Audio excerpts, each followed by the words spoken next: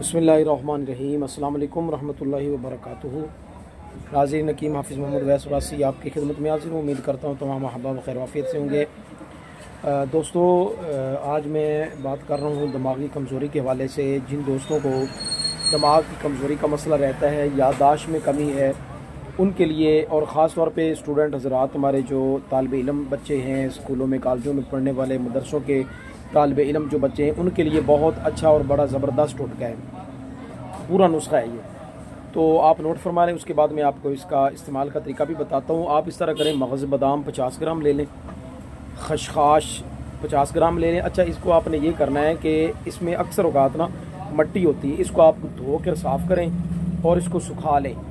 तो जब ये खुश्क हो जाए, ये भी 50 ग्राम आपने लेनी है। और उसके बाद सब्ज़ हरीड़ लेनी है, लेकिन उसका छिलका आपने लेना है, उसकी गुठली निकाल के उसका छिलके का वज़न भी 50 ग्राम ले लें। और इसके बाद कूज़ा मिश्री जो है वो भी आप 50 ग्राम ले लें।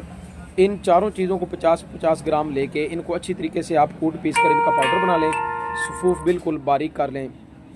अब इसके इस्तेमाल का तरीका ये है कि छोटा चम्मच भर के, यानी 5-6 ग्राम तक, रात को नीम गर्म दूध के साथ आप इस्तेमाल करें। इंशाअल्लाह अज़्ज़ व जल आप देखेंगे कि आपको, आपके दिमाग को भी बहुत अच्छा फ़ायदा करेगी, याददाश्त में बहुत अच्छा फ़ायदा करेगी। अच्छा, एक और बात इसके साथ मैं आपको ये बताता चलूँ, केरे के मरीज़ जिनका हर वक्त अंदर बलगम जो है वो गिरता रहता है, उनके लिए बहुत ज़बरदस्त ये नुस्खा है, वो ये बनाकर लाजमी इस्तेमाल करें। आसान सी चीज़ें हैं, आसानी के साथ मिलने वाली चीज़ें हैं, आप ये इस्तेमाल करें। इंशाअल्लाह अज़ीज़, अल्लाह ताला ने चाहा तो आपको इससे बड़ा अच्छा फ़ायदा होगा।